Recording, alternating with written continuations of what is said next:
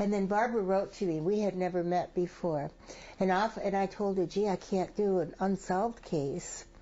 But we kept in touch. Every hearing, every disappointment, every step ahead, she'd let me know.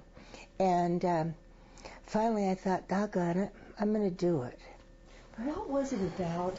You mentioned that the same thing that you're talking about. Can't remember if it's in the foreword or the first part of the book or wherever, that there's only two cases that you've ever handled where you had that kind of instinctual reaction. Yeah, and those are the two. The very beginning. Those are the two, because Ted Bundy sure fooled me. Here I spent a year at him with a crisis clinic all night long, and well, not only 2 nights a week, but I never sensed anything at all with him. But with these two, I just felt both the need to speak up for the survivors and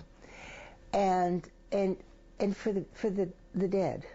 What about this? This case has never been anywhere close to as straightforward as many of the other cases that we've dealt with. Why? What was it about it for you early on that just kept your interest, that just kept you focused somehow in the back of your mind someday? I think a lot of it was because I was a cop and she was a cop, and there was that kinship between us, even though, of course, I get to know the dead better than I know anybody in life, but I never knew Rhonda. And I had daughters the same age.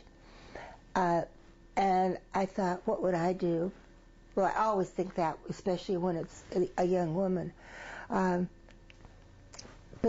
it was almost extrasensory. I just knew that one day I would write this book. Well, of course, Rhonda's last husband, second husband, Ron Reynolds, would not talk to me. I called and I wrote, and I got a letter from his lawyer saying that it would be too painful for him to go through it again, and Ron didn't want to bring it up. And so I never was able to talk to him or anybody in the immediate family. It's a matter of like a Rubik's Cube, trying to get it all to fit in together.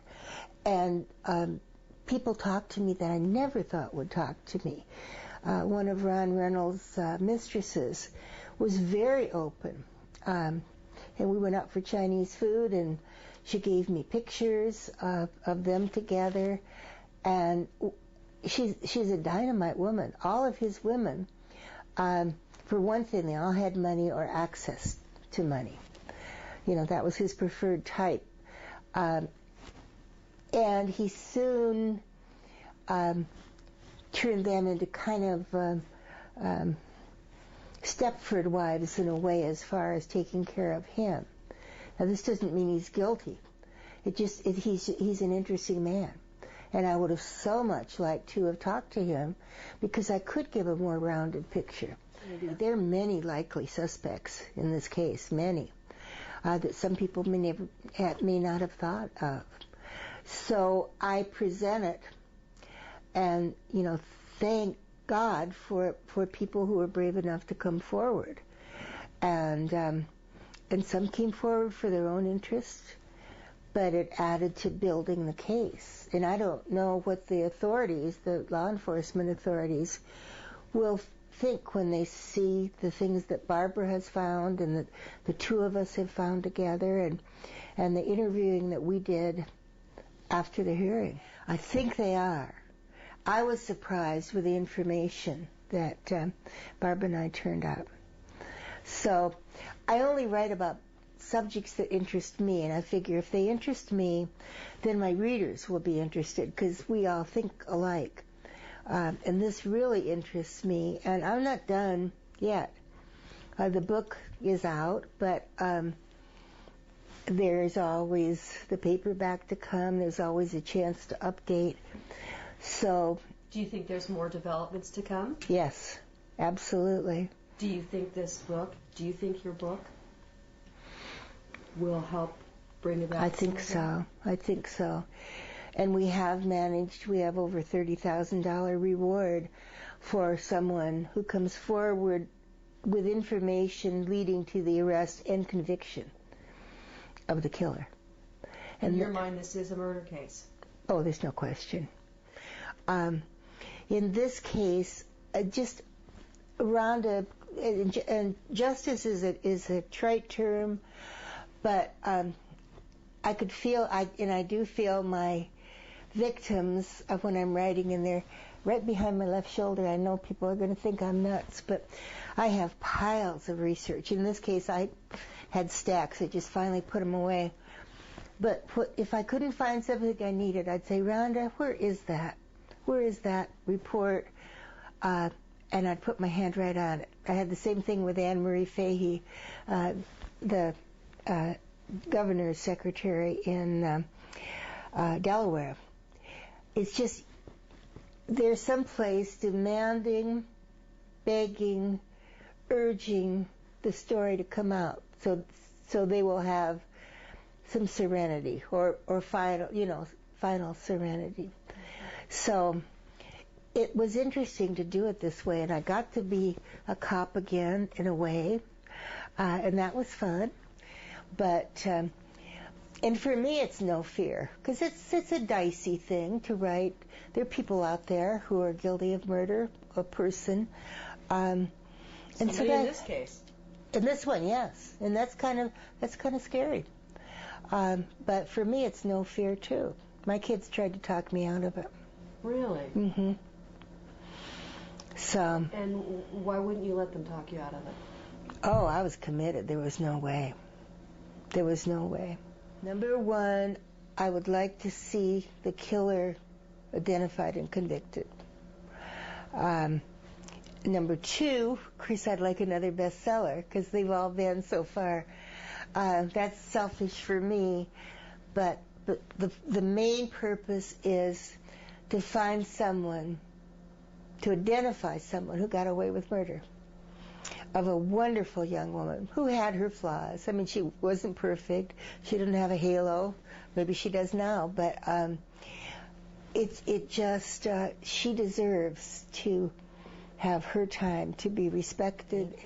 I had to criticize law enforcement, which is very difficult for me, because I'm an ex-cop. My grandpa was a sheriff. My uncle was a sheriff. My other uncle was the medical examiner. My cousin was the prosecutor. I just still idolize cops. I know they're bad ones, but it hurts me to ever have to write something that they did wrong. And so that was hard. That was a hurdle for me to get over. In the midst of this, you probably know, I had something akin to spinal meningitis, and for a week almost died. And so I had a 3-month break in the middle of the book, but as soon as I could get myself to the computer, I think the first day I could do 15 minutes, and then within about a month I could write 8 hours a day, and towards the end I was writing 12 hours a day. I knew I had to finish it, but it was so hard to be interrupted in the middle, because you're flowing and everything's going great, and then boom. So I'm very glad, thank God, to be alive, and I was so glad when I finished it. I thought, this is a miracle. This is a miracle in so many ways. There's so many people say, don't you get jaded when you write about murder all the time? And I don't, because there are so many good people who go out of their way to help solve a case. You start with the detectives and the prosecutors, but you get witnesses who maybe are afraid to come forward, but they do come forward. You get family members who, even though they're grieving, want to help. So in the end, the balance is the good people are way down here because it's such a heavy weight, and the bad people, there are only 1 or 2 usually in each book. So I'm rewarded with the goodness and kindness of humanity as compared to the wickedness. my interest in the psychopathology of the criminal mind started way back then. And I've always been more concerned with why rather than how. I don't like to dwell on blood and the grisly parts. And I think, and this sounds chauvinistic, but I think male authors tend to put in pictures of bodies. I do have a picture of Rhonda in here. I would not have put it in, but her mother said, no, I think you should. I think you need to demonstrate to the reader how she looked and how it couldn't have happened the way it was said. So I just grew up wanting to be a cop and being fascinated with detective magazines. I started out writing humor. I wrote jokes for Phyllis Diller and a couple of other comedians.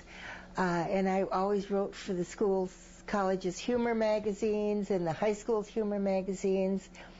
And so I love to do that, and that's fun. But I'm more likely to do that for somebody's retirement party or something, you know. Mm-hmm. And in the dorm at the University of Washington, I used to sit in the lounge after dinner with my friends, and I'd read the newspaper, and I'd find some really shocking case, and I'd insert somebody's name in it who was sitting there.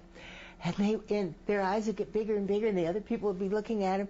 Finally, they caught on that I was doing that. But that was fun. So I like to do fun stuff. I really have a pretty upbeat